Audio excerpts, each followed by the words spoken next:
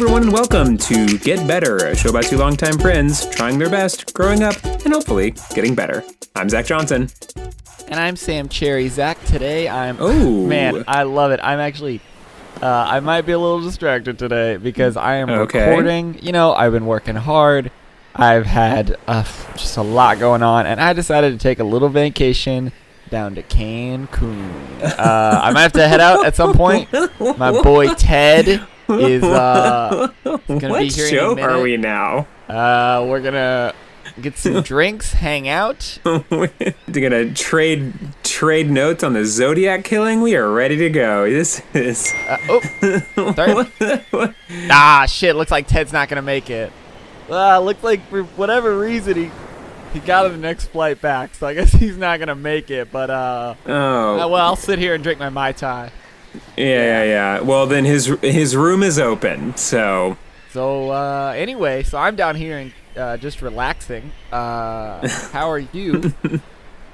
Well, I am here in America, where for those that are not in America, for those that are in Cancun, got a little bit of weather, got a little bit of the weather, and yep, it just goes to show how terrible our infrastructure and our grid system is, because it's a bad time had by a lot of people because of the weather. And but no, here at the North office in Louisville, we are doing just fine. My road has not been paved in as many as 7 days, so that's just kind of my lifestyle. You mean shoveled, not paved.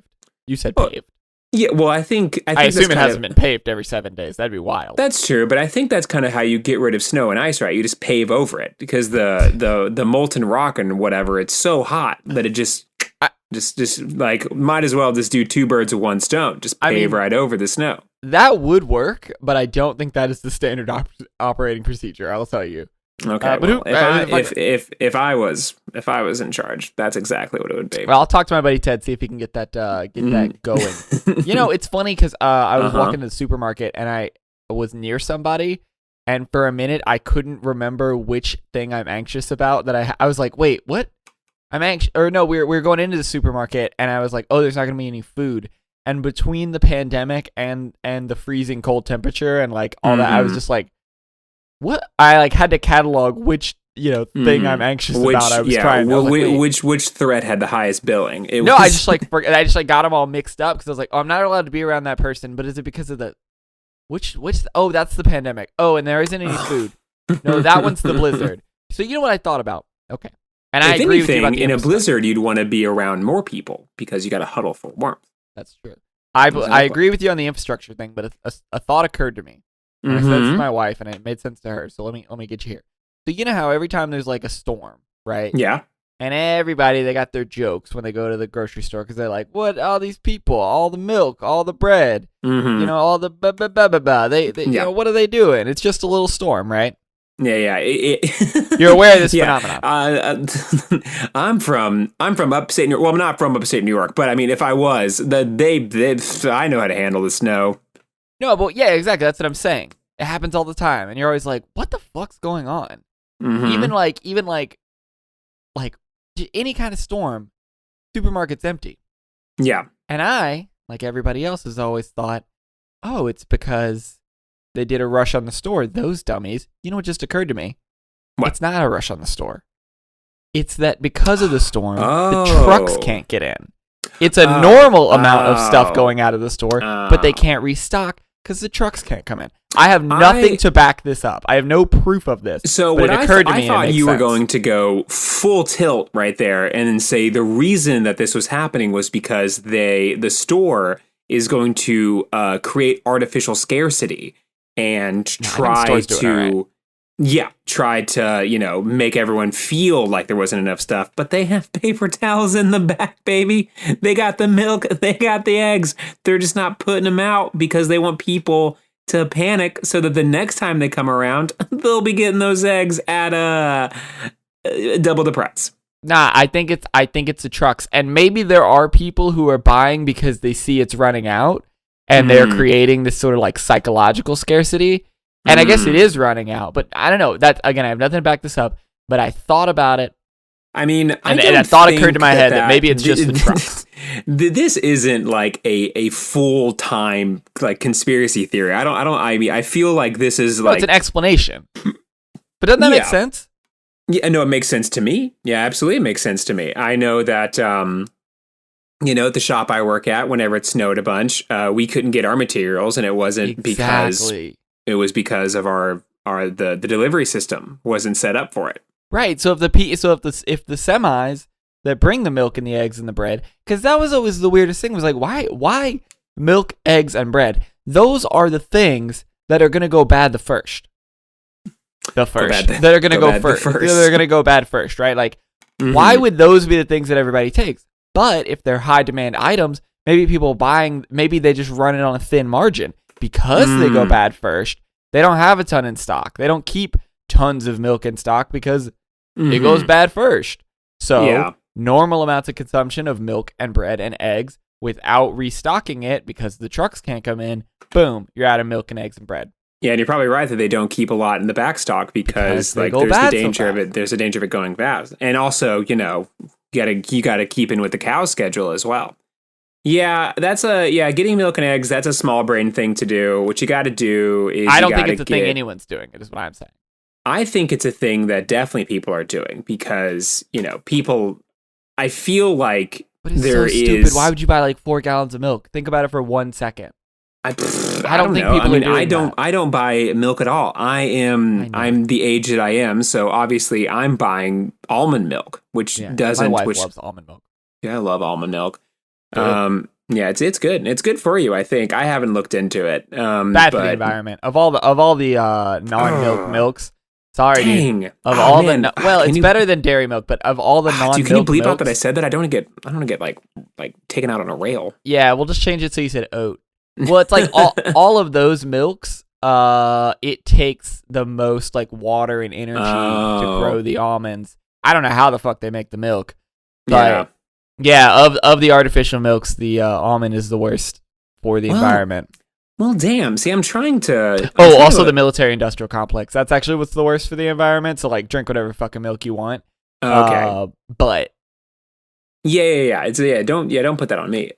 But I can do it's the U.S. military creating more pollution than anything else and on creating the almond planet. milk. So I'm trying to avoid processed sugars as often as I can this year. Your Whole30. Well, I was doing Whole30, and then I was just like, let's just keep this going. Let's just keep this train right on going. Now wait, how do you keep going Whole30? Because isn't the point that you reintroduce stuff? Yeah, so you can choose to reintroduce things, or you can choose to not reintroduce them. So I've reintroduced legumes, and I've reintroduced bread, and I've reintroduced I think like everything else. However, I have not reintroduced sugar, so I'm just going to keep right on moving. Huh. Yeah, now, have you reintroduced eating after 7 o'clock? I'm actually doing intermittent fasting right now. So now, does that just mean not eating while you're asleep? What is intermittent fasting? Intermittent fasting is when you eat within a certain window of time.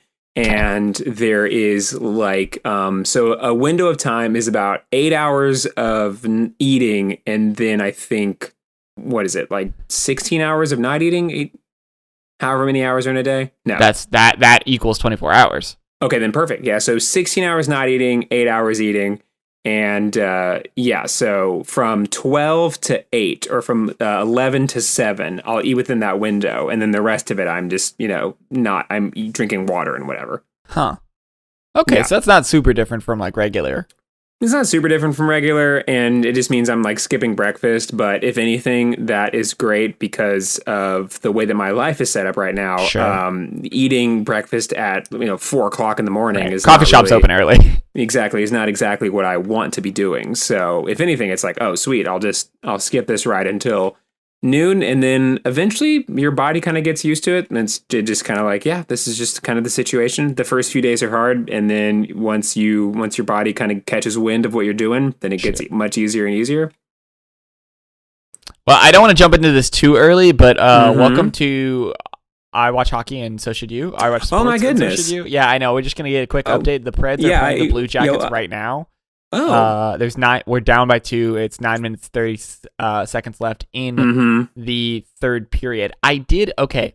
All right, now I listened to the last episode today because it came out yesterday. Today, money stonks or whatever, and I just thought, hey, other than just updating on everyone on what is looking like a bad season for the Nashville Predators, I thought, why don't I spice it up a little bit by also telling people about how hockey works. So that's true, because I asked you about icing, and then I got nothing out of that. Well, I explained what offsides was in soccer. I felt dumber for having not known. Well, that's fine. I didn't know either, but this is Get Better, damn it. I know. So anyway, something I noticed that I say a lot that people might not know is the points system. Now, to the beauty of editing, I can look this up to get you the exact right numbers because I say wrong shit all the time. But I talk about how many points a team has in the standings. Like, for example, the Panthers and the Blackhawks have 22 points. They are at the top of the Central Division. The Preds and the Red Wings, the Preds have 12. The Red Wings have 11. They are the bottom. Lot less. It's a lot less. That's a lot less. A couple episodes ago, I was like, we're down by like 3 from the top. It's not really a big deal. So when I talk about the points, it's how many. It's the points in the standings, which is a running total throughout the entire season. So in the NHL, a team gets 2 points if they win. They get 1 point if they lose in overtime, and they get 0 points if they lose during the regular game. So even if you get to overtime, you get a point, which is good. So when I'm talking about the points, that's what I'm talking about. Is like so the Preds have not won a bunch of games. They have won some. But those points eventually decide who gets to be in the playoffs, and I can go into that in next week's update of I watch sports, and so should you. But you really need to get points. You need to get points because you need to get into the playoffs because that's how you win the Stanley Cup. Again, there's like 68 games. It's a long season. We got time. The other thing about the Preds that might kind of explain why this is not going to be a great season for us. What they call a building year when you suck. It's pretty much what every team says when they're doing a bad job. It's like, we're rebuilding this year. We are focusing on our young stars. Now that plays better in college ball because you probably you do have years where you've got like 3 juniors and they're starters and they're great. Whereas like 2 years later when those 3 superstars graduate, it kind of is a building year. It's professional. It's like, well, what do you... But this year actually is a building year because we have a new coach. So the new coach is a guy named John Haynes. He is the former head coach of the New Jersey Devils. He actually left the Devils in December 3rd of 2019, and then on January 7th of 2020, Haynes was named the new head coach. Now, obviously, we didn't have much of a season in 2020, so this is kind of sort of... It's like we had half a season last season, and then... This is his audition tape. Yeah, kind of. He gets a second chance at a first season, but, so... seems like a pretty good coach. He's not bad, but they're figuring stuff out. And so we're having a rough year. It might be a rough year all season. I mean, I'm going to cheer for him no matter what. But if you're wondering, hey, how'd you go from being in the Stanley Cup 2 years in a row to now was it 2 years in a row? I don't remember. Anyway, a couple years ago we were in Stanley Cup twice, and maybe it was consecutive years. To now you're bottom of the table. Well, yeah, we got a new coach. Tough times.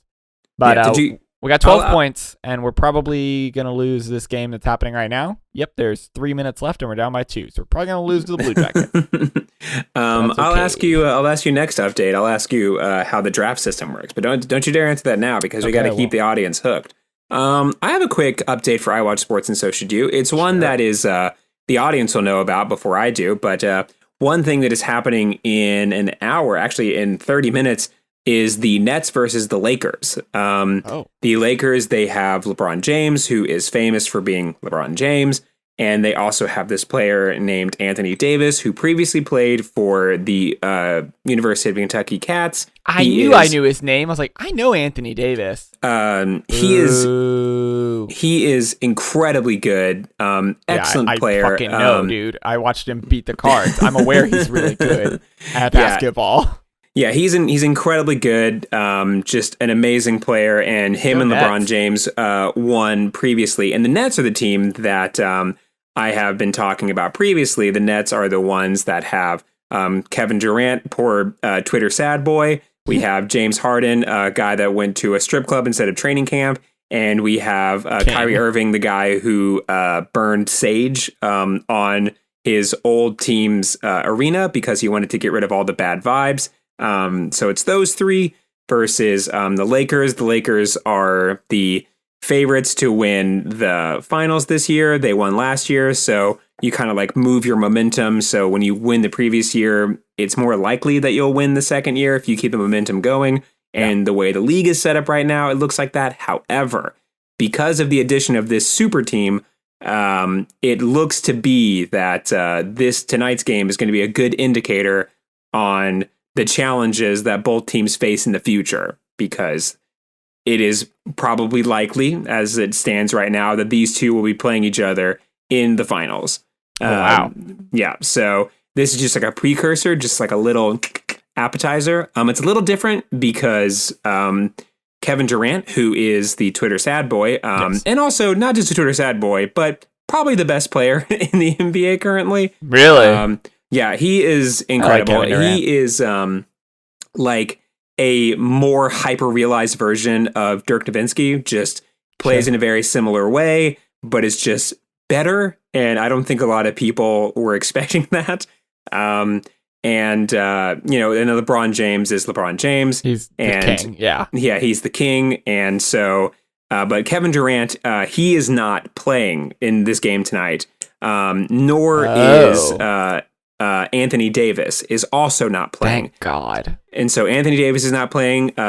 Kevin Durant is not playing. So it's not going to be a fully realized version of what it's going to be like. But it's going to be a little appetite. Yeah, a little taste. A little I noticed that you guys have mozzarella sticks. Can we get an order of that for the table? It is the mozzarella sticks of the NBA Finals, which is going to be, I don't know, some form of steak, probably cooked medium rare. Filet mignon, I don't know. Yeah. So that is my update of I Watch Sports and So Should You. The audience will know about that before me because as I'm speaking these words, they already know and they can probably just Google it. The game, I forgot. Yeah, I was thinking it was because like the game was happening while we were recording, but of course they will hear this in a week. They can just Google right there. They can just see how the game turned out. See, it would be great. Well, see, now your segment's probably going to be better because while I will explain the playoffs system, I don't know if my boys are going to make it to the playoffs. Whereas as you could be doing this segment all the way to the finish line, all the way to the big dance. That's true. And I will say this. The Nets are not my boys. No, I know, but for this segment, they are the team that you're. If you got some boy, I mean. This is an open forum. Tell me about what sports you want to watch. I'll say the Lakers are my boys, and that is just solely because I don't know what it is about my cranium, but I just want LeBron James to be happy, whatever he does at any point in time. What is wrong with you? I don't know. I just feel like who hurt you? I just feel like there is on the online NBA forum there is a huge inconsistency with people appreciating LeBron James, and they're just like. There's the people always call him LeBum, which I think is fine. Really? Yeah, they're just like, this guy's the worst player the NBA's ever seen. What? And yeah, everyone, like, there is no middle riding fence. There is no saying of LeBron James. You can't be like, yeah, he's a really excellent player. He's been first team for 18 years in a row. He's been to the finals for 10 of those times. Like, he's just like, he's an excellent player. Now, I don't think he's the best, but he's an excellent player. There is only he is the best of all time or he is the worst player ever. That's only funny. Those two. I've always heard it's like he's the best player of all time or I hate him because his attitude. Like he's just so cocky and I hate him. I've never heard anyone say that he's bad at basketball. Well, I feel like his attitude is not something that I have seen. Like, I feel like... No, I don't watch basketball. I mean, I don't know. Yeah. That's just what I hear. Of all of the personalities, I would say LeBron James has one of the least. And the reason being is because LeBron James recognizes that his name is a corporation. and he cannot be bucking off shots left and right about any Not old like thing Kyrie that's Irving. happening.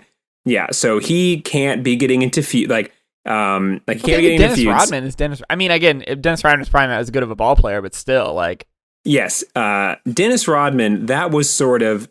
there are definitely players that have happened over the course of the NBA that are just like, you are a spectacle. You are spectacular. yeah. And Dennis Rodman's one of them. There is this guy, his name was Ron Artest. Now his name is... Do you know what his name is now? Yes, it is something World Peace. It is Meta World Peace. Meta World Peace. Yes, and his name is Meta World Peace. He very famously attacked a fan in the middle of a game. That's cool. That was called... the guy said he called him the N-word and he attacked him. No, it was even stupider than that. It's this thing called Malice in the Palace, and it was this amazing sort of like cluster cuss of basketball. So Ron Artest, he was well known into getting into like sort of squibbles and squabbles, and he like the way it kind of goes down is he gets into it with a player, and then like his team jumps to his defense, and then it starts becoming not Ron Artest arguing with the person, but it's his entire team arguing with one person, and then while this is happening, the camera just kind of pans over, and he is laying down on the scores table. Like he just completely like he started an altercation, completely left, and started laying down on a table, because that was his sort of vibe. You know what's funny? What I was remembering was not something I'd seen on television, but something I saw in real life at a high school basketball game. This guy who was playing on our team, who's a great guy. I think I'm mixing all these things up, but what I remember is a guy I knew from high school, a black guy, and there was some white guy from the opposing team, and I think he called him the N-word. Good. And the guy on our team like tried to get in the stands and fight him. Mm-hmm. I know I saw this. Maybe someone's gonna like, hey, email at meetthefuckers2fuckedup@gmail.com and tell me if this was from my real life or from a real basketball game. I don't remember. But I have this image in my head, and I'm like, was that guy? I mean, I know who I'm thinking of. Like, was it that guy from high school? Or did that happen on television? And I honestly don't remember. Wait, did he actually get into the stands? He tried. I mean, the guy was like halfway at the stands in a high school. Okay. Again, could be totally fictional, but like I believe he like tried to get up in the stands to fight some dude because he called him the N-word. But I might be making that up. Yeah. In the Malice in the Palace, so Ron Artest is laying down on the scorer's table, and then a fan throws a cup at him and hits him right in the face. And it's a cup full of water, and then it just totally shoots him off. Like he gets up and then runs into the stands. Oh, wait, maybe I'm thinking of this. Never mind. Yeah, he runs into the stands and then he attacks the wrong guy. It was this guy who like is waving at him, and then he starts pointing at another person, but as he's pointing, he gets punched right in the face. And then Ron Artest is like completely railing into him, and his teammates run to the stands and start also fighting fans. And they're like all fighting fans together. And then eventually everything, they pull everyone off each other. The game ends, obviously. And both teams are gone back to their locker rooms. And there's this famous story where Ron Artest, him and the other player that were fighting people, he looks over at him and says, "Hey man, do you think we're going to get in trouble?" I'm watching the video of it now because I have to remember, like, hey, if anyone from Seneca High School can like shoot me a text, like I have to know if this happened in my real. I'm watching the video now to be like, because I know what's in my head, but like, did I watch this on the VH1? Remember VH1 had that that weekly recap, Best Week Ever? Yeah. Did I watch this on Best Week Ever? Did I watch this in the Seneca High School gym? And I actually don't know. I don't listen. You told me a lot of stories about that. I have to find the full quote. It is like he says Yeah, there he's laying down. He's laying down on the thing. Yeah, Ron Artest. So he says it to his teammates Stephen Jackson, and he says, "Hey Jack, do you think we're gonna get in trouble?" and he says, "You're lucky we have a job tomorrow." Oh my gosh! And then they were completely like destroyed. I forgot what exactly happened, but they were banned for like several years. Oh yeah, several years. The players? No, so 9 players were suspended for a total of 146 games. So What? all of them together were like collectively they were banned for like 146 games. Wow.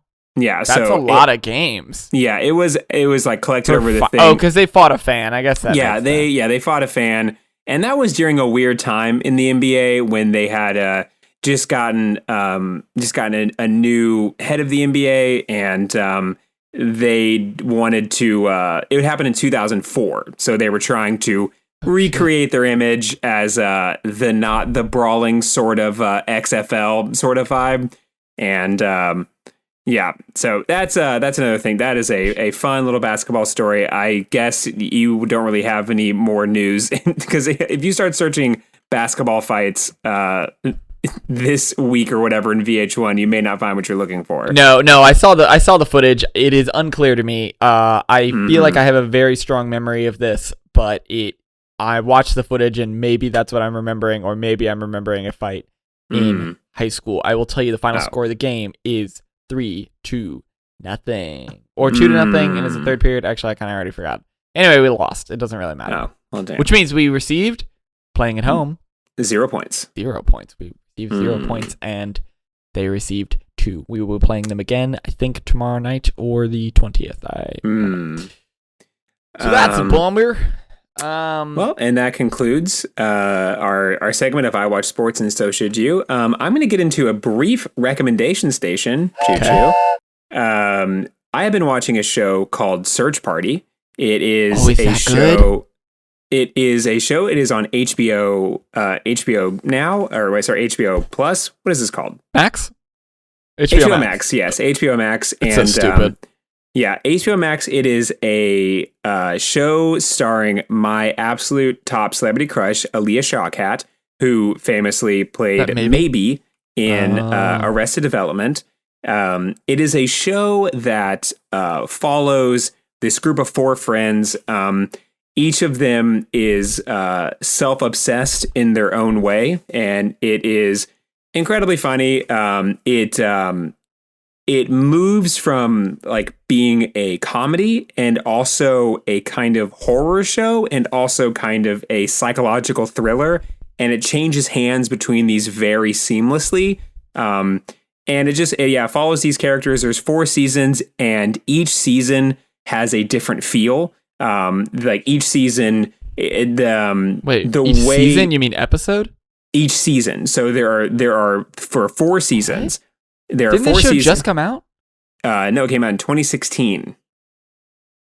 The show with Maybe in it. Oh. I thought I saw a trailer for that. I thought it like literally just came out. Well, the 4th season just came out. Oh. Yeah. So each season has a really different feel to it, where like the first season's kind of like a mystery show, and the second one's kind of like a psychological thriller, and the third one, I'm not going to spoil it, but it has a very different feel from the other 2, and the 4th one has a much different feel than the rest of them as well. So in kind of like an Archer sort of way, in the show Archer, whenever they fight ISIS.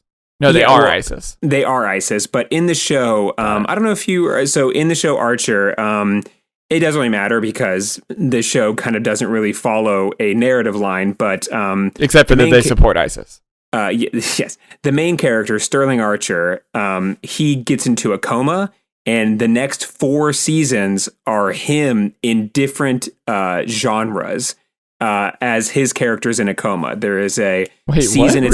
What? Really? Yeah. So he's in a coma, and there are 4 seasons in a row, and each of them takes place in a like kind of pocket reality, And you're making the show sound very good. Oh, it is. It is very good. These seasons are incredible. There's one where it takes place. It's called Archer in Dreamland, and it's him as a 1950s detective. There's one called Archer in Danger Island, and it's one where they're like adventurers that are smugglers that are stuck on this island in the Caribbean, and it takes place during like kind of like has like an Indiana Jones type feel. And there's one where it takes place of them and they're in space. There's one where it's like it is them, but it's Miami Vice, and it's in the 1980s. I've seen all these posters. I thought that was just Archer. Yeah. So Archer and all of the characters follow through with them into these realities because the way it's set up in the show is that he is in a coma, right? And so they have the freedom to kind of do some of these really silly things, and because because each season is kind of an anthology. You never know what's going to happen. Like main characters die off left and right because it doesn't matter because he's in a coma. Really yeah. So like it's really interesting. There are several points where like because they have the freedom to do that, they can totally recast characters and like totally rewrite them into being different ways. And but they have them set on this new backdrop. It's incredible. I'm not really a fan of the show, the first several seasons, because it's kind of like a rude spy drama, so it's not that great. But the ones where they really go out of their way to change the look and feel of everything, it's just really, really great. But yeah, so in that same way, Search Party kind of follows a different thing, but instead of changing genre, it changes, I guess, tone. Where that's cool. Like season 2 is like really tense and very like almost horror-y the whole time. And season 3 is much lighter, much more funny, and because they just completely changed the tone of how it goes. Interesting. Yeah, it's a really good show. And I am, have a huge crush on Aaliyah Shawkat, so that's kind of how that works for me. But the rest of the show is incredible. There is a guy named John Early who you might remember from, I don't know if you saw, but Netflix had a show called The Characters, and never heard of it. The Characters is great. The Characters is they got a bunch of sketch comedy writers to. I've seen every episode of this. Sorry. Yeah, they gave them 30 minutes to basically do whatever they wanted. Yeah, and John the guy from I Think You Should Leave does one. Yes.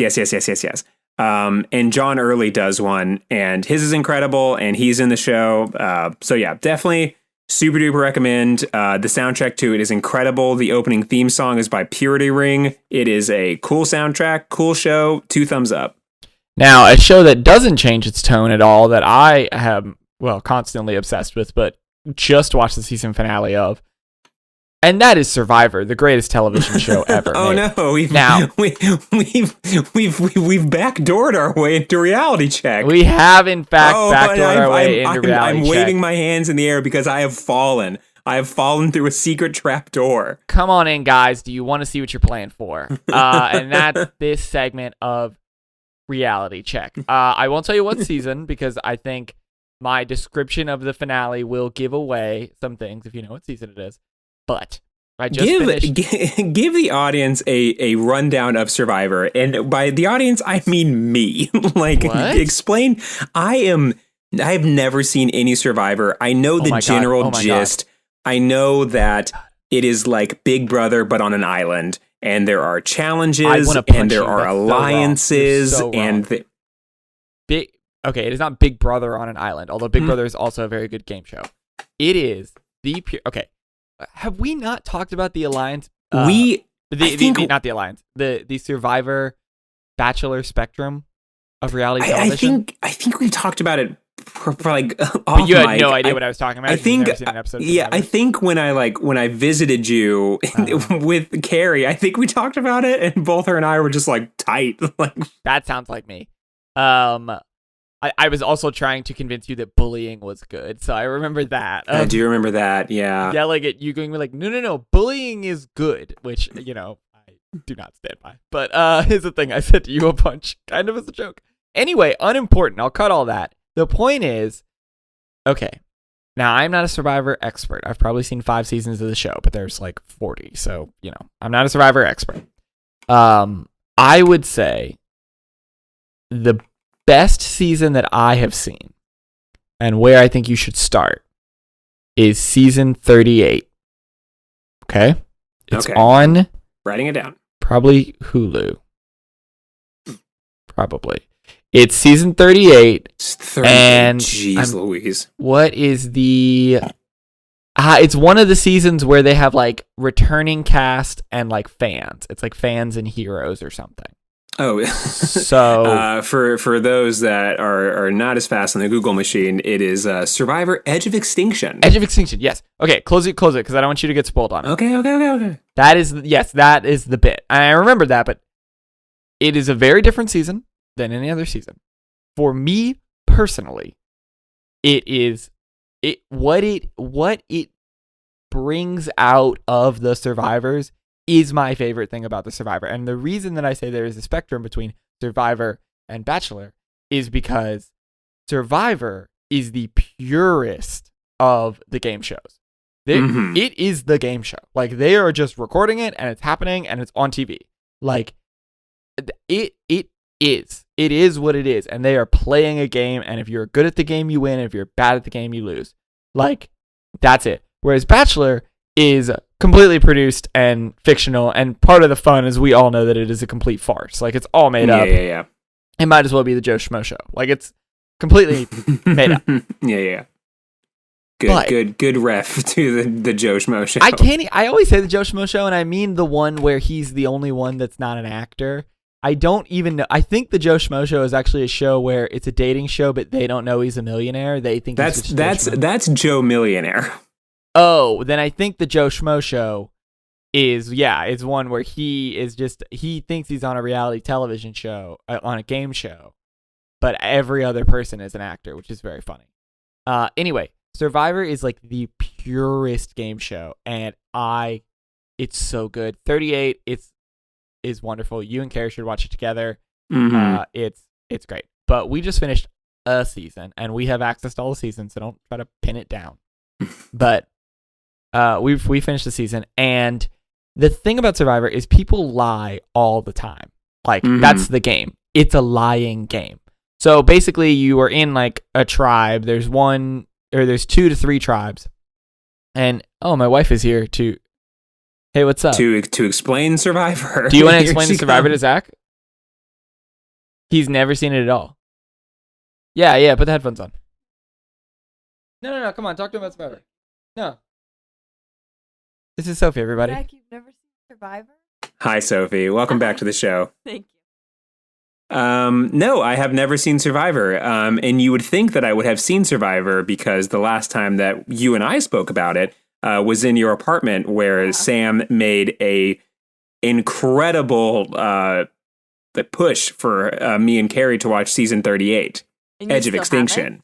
Still haven't seen it. God, it'll rock your world. It's one of those that I'm shocked you didn't watch, like on a Thursday night or whatever night it was on. No, America's Next Top Model, American Idol. You got to watch those. No, I was a Wheel of Fortune sort of guy growing up, so that was kind of my. And also, I watched The Simpsons every single night at the age of like 13, so that was kind of my thing. So what Sam was just saying was that Survivor is, quote, the purest game show. I would agree. Comment on that? I would completely agree with that. It's game. It's fully game. I guarantee you he said that too. No, he was saying that there's a spectrum where there is a Bachelor to Survivor, where there in the Bachelor everything is so produced and everything is completely kind of fabricated, whereas like the producers are pushing them into situations where Survivor is everything is completely like there is no they're like if you are a fan favorite, it doesn't matter, because if you don't play the game, you don't play the game. I kind of agree with that, because it lands right in the middle. Big Brother. Sam got very upset with me because I had called Survivor Big Brother on an island. So, and that's where I agree with you, Zach. I would have to agree with you. Yes, good. I'd say it's Big Brother on an island. For sure. There's games, there's strategy. Okay, I guess I gotta go now. You're out. Get out of here. All right.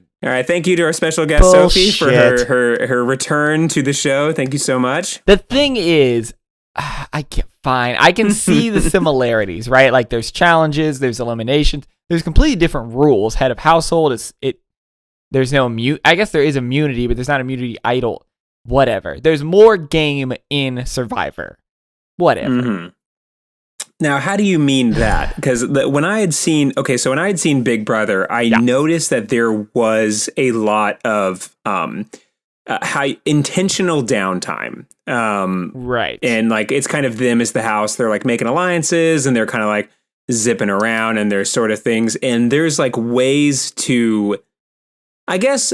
So yeah, in Big Brother, the thing that I noticed in the one season that I saw was if you lost the game in the week, that didn't necessarily mean you were hung out to dry. Correct. That you could edge the game. There's some small games, there's like mini games, and then there are big games. Yeah. So in Big Brother, when the mini game, which is like the head of household or whatever, when that game is won, then the second bigger game begins, which is you having to finagle your influence around whomever won, and it's you trying to play the field across the whole game in order to ensure your survival. So that's where it puts more into that's what brings it up, in the middle of the spectrum. I don't think there was a voting process on Big Brother. It's a voting process. Okay. You vote at the end for who's gonna be evicted. The difference is, so at least in early rounds of Survivor, because it goes for 40 days, and at first you're in separate tribes. So you have, sometimes they'll split it into two things where it's reward and immunity. Sometimes it's one challenge. I'm talking about before the merge, where they all become one tribe.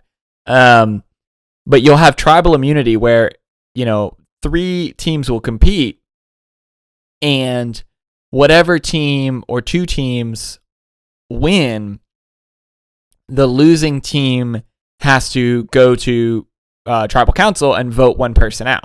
Mm-hmm.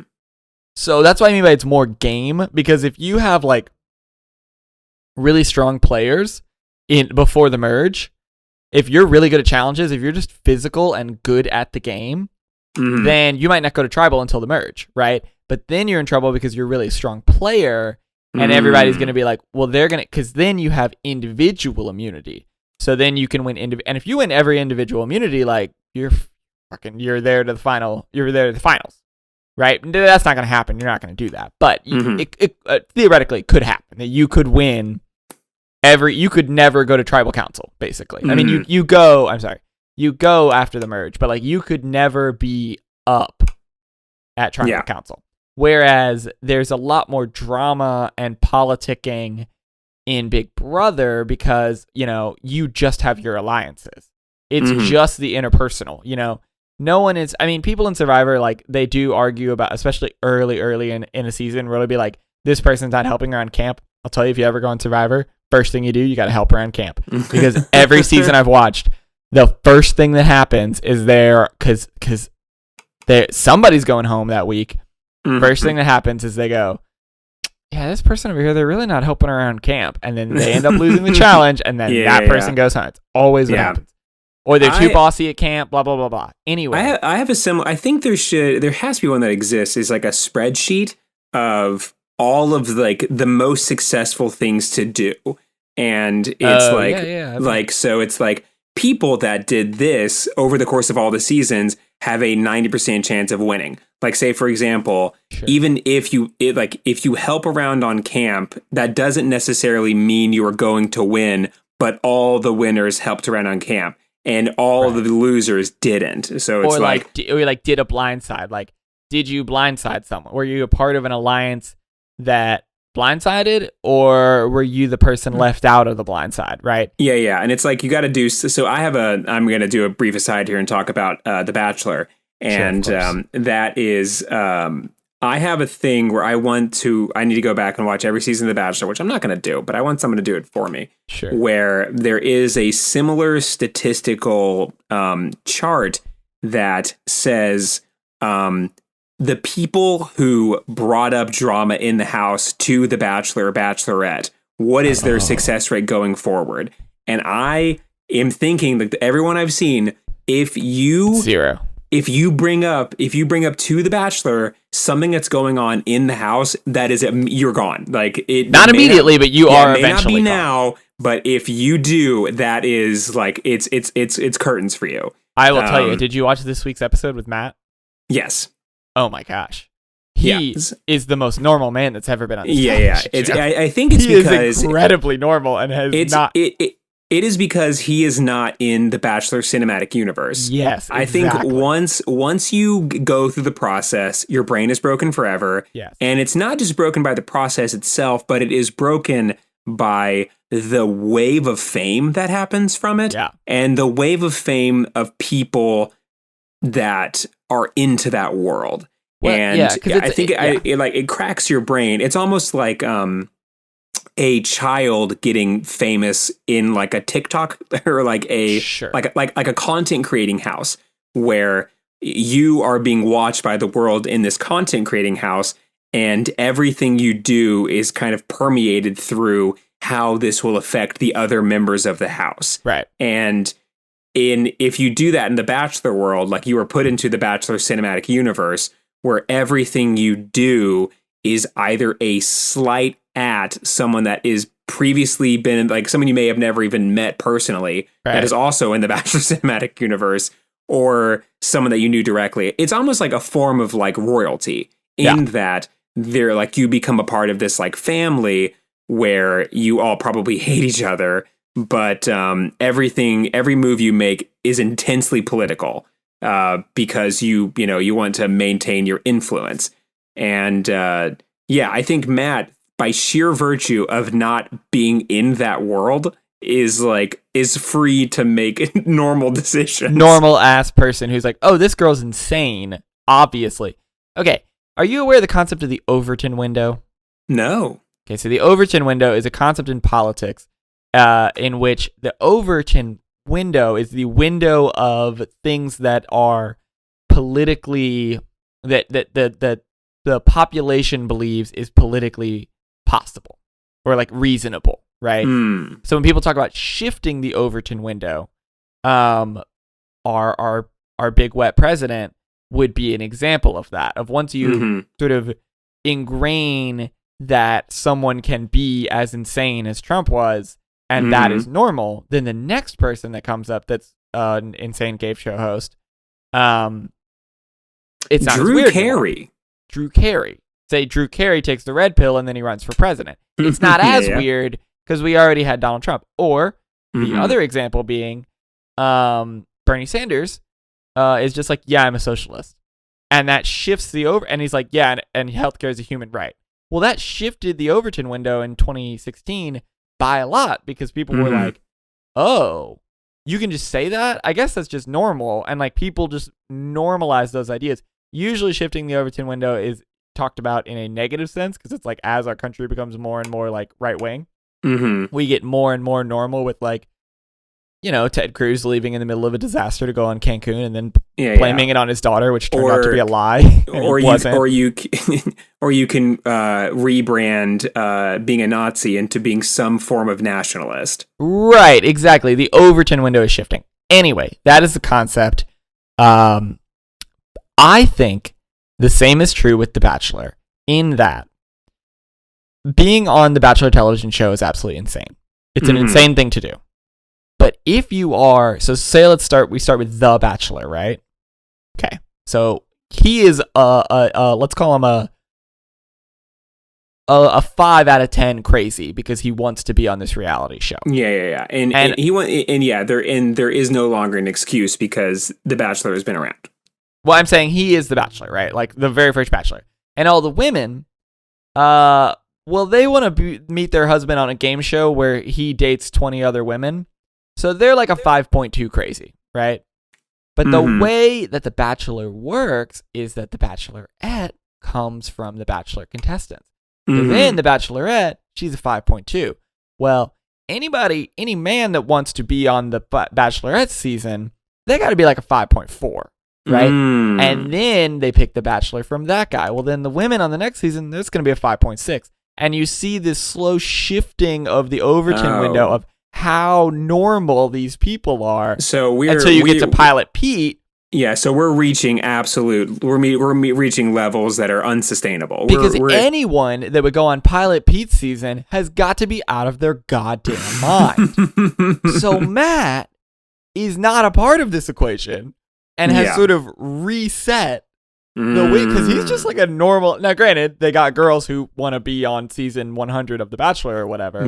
But he's incredibly normal because he's not a part of it. He's just like, so again, he's still a 5 out of 10 because like you wanted to be on The Bachelor, you're a crazy person, but like a normal amount of crazy, not Pilot Pete crazy.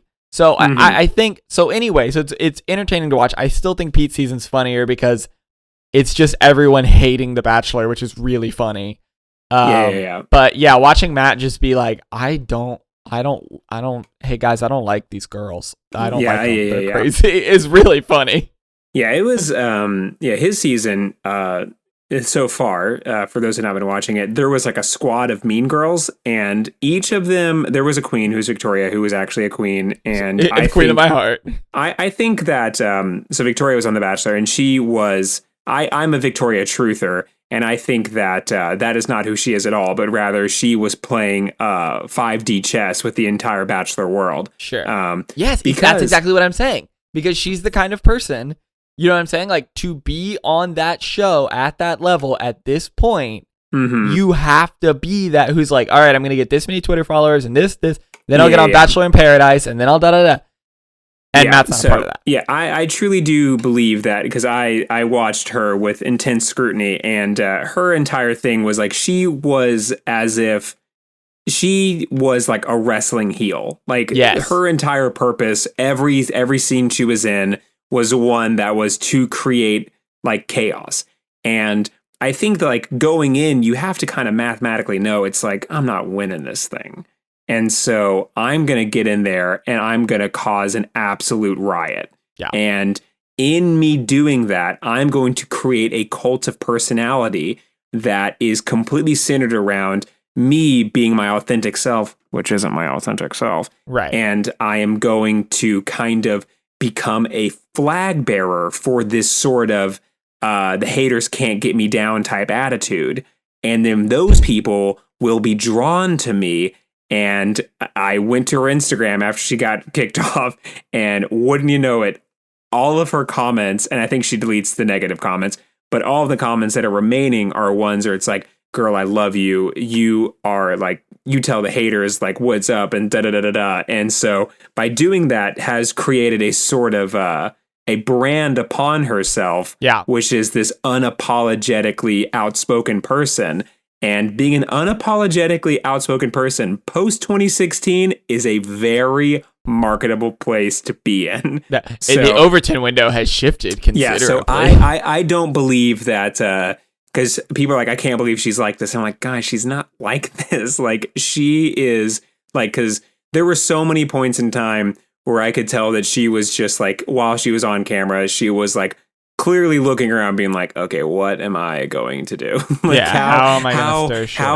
How am I going to pull all of the camera focus onto me so that for several episodes I'm going to be the main focus? And clearly, because I'm causing such a ruckus and The Bachelor doesn't have that much say in the first few picks, I'm going to consistently be given a rose because the producers want me around. And so I think that I think that she has set the precedent going forward for more people like that. If not completely broken the glass and made it and put, I think in the future, either there's going to be more contestants like Victoria, or she will have forced the producers to put up safeguards to where someone like her does not come back. No, I think it's forward, always forward. I can't find it right now, but the Bachelor is a hungry train, and you just have to feed it, and it will keep flying across this wasteland. She has a post. My group of friends, our group chat, we renamed it in honor of one of her posts, but it's a picture of her, like, I don't know, in her underwear or bikini or whatever. Every single picture is like that. It's all lingerie, and it says "real life greater than cyberbullies," which I think is such a good vibe. Exactly. Because there's all these like Oprah quotes and like the Dalai Lama. Yeah. And but real life greater than cyberbullies, and it is truly a vibe. Lots of Bible quotes. Yeah, and that clearly is like the move, right? Is like if you are playing a character that is so hated, it feels like professional wrestling. It feels like totally. if I was a professional wrestler and like all I did was spout off like quotes from like peacemakers, it is like I'm self-aware enough to know that that's going to make the audience mad. So I think that like that is exactly what she's doing, where she is like saying all these things for the sole purpose of getting engagement on her posts up. It's working. She might be like a social media genius, and like she was like, I'm going to abuse this stupid system that's already in place. Yeah, she's our queen forever. Maybe she'll be on Paradise. Hopefully. I don't know. I feel like maybe like she'll have bypassed the need for Paradise, you know. She will have subsumed Paradise, and she will get her own show. Because like if her you go on Tequila will come back and like a phoenix. If you go on Paradise, I think it's like if you need a little bit more gas in the tank. But if you play The Bachelor right, then you can like kind of torpedo away from it. And if you do a second season, a la like Bachelor in Paradise or whatever, then you are officially a part of the BCU, the Bachelor Cinematic Universe. I believe they call it the Bachelorverse. Oh no! Not joking. Oh no, Sam. We did a multiverse again. No, we didn't. It already existed. No. The Bachelorverse is already around. Anyway, Colton jumps a fence one time, and it's fucking hilarious. Colton is a king. Him on Bachelor in Paradise is very funny and also very sad because, okay, this is my whole thing. Jeff Probst, while he is torturing people in their lives, he is trying to enrich their souls, right? Oh, back to Survivor. He is putting them through a trial by fire as a crucible to bring out the best in them. And you can so see he's like it. a personal trainer. He's like a personal trainer. He's like a personal trainer with a philosophy. You can see it because he like really respects, and I this is the players that I cheer for as well. He respects people who are good at the game, who play hard, who really push, and he talks about it like while they're playing. He's just like trying to get everyone to dig deeper and do more than they ever could. It's wild. He is the good, right? He's the good. He's I don't know. He is chaotic good, whereas Chris Hansen is a demon. Chris Harrison, he is chaotic evil. Chris Harrison is a demon from hell who feeds on pain. Like he's doing the opposite in like an operatic way. Yeah, where he instead of continuously wants to pull the worst out of people, instead of depriving people from life's comforts and bringing out the best in them, he heaps life comfort onto people and all of the luxuries in the world, and it turns them into these horrible, miserable monsters, and he feeds on it. Yeah, and one day they will fight to the death. Yeah, so he read Brave New World and was like, how do I turn this already dystopia into a dystopia, but they fight each other? Yes, he is the opposite of Jeff Probst, whereas Jeff Probst is the good, benevolent ruler. Chris Harrison is a demon from hell who feeds on people's pain. Because okay, so and at the end of time, they will they will remain fighting forever for the fate of humanity. Well, like that one season and Pilot they've known each other for thousands of years. Yes, where they're like, oh, let's get Victoria F. Let's fly her in a plane, even though she hates heights. Then put her on a roller coaster, which she also hates. And then it's going to rain, and she has to play basketball in the rain. And then we're going to have her stand on a platform while thousands of fans just put cameras directly in her face while she has to dance with this man who she's talked to for 25 minutes. And there's a live band, which, oops, includes the lead singer, her ex-boyfriend. That is made by a demon. Yeah, that was a masterclass. It's great, but honest, it's hilarious. But like, they're fucking with these people. Whereas Jeff is like, I'm gonna take away everything except rice, and you are going to become a stronger person because of it. And maybe he's training an army to eventually kill Chris Harrison. I don't know. These are not the plans for me to know. Mm-hmm. But anyway, Jeff and Chris are going to sword fight it. I don't know, in the heart of a black hole. I don't know what they're going to do.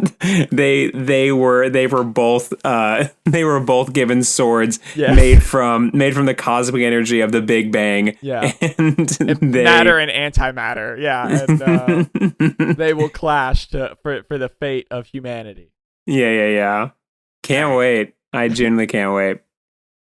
Well, anyway, thank you all so much for coming to Get Better. If you want to reach us, you can find us at Get Better Podcast on Instagram. That's at get_better_podcast. You can also find us on YouTube, just Get Better Podcast, where you can find full episodes as well as clips you guys can share around and introduce new fans to us. If you guys want to get in touch with us, you can find us at meetthefockers2 fockedup@gmail.com. That is meetthefockers2 fockedup@gmail.com. If you went to Seneca High School, please message Sam about whether or not that fight happened in real life. And if you're one of our viewers from a different country, just tell them maybe a fight that you guys witnessed. I don't know. What? And I don't know. Why a different country? Why not in even a different high school in Louisville? Also, I don't want to hear about it. Hey, if anyone knows anyone from Mississippi, we have no listens in Mississippi, and it's like the last one we need to fill out the South. So we'll get to the Midwest. Yeah. Although 2 of those states don't count because Colorado and Kansas were me on a plane. So those 2 don't count. So we still need Colorado and Kansas. But I'm trying to fill out the whole U.S. and we really just need Mississippi.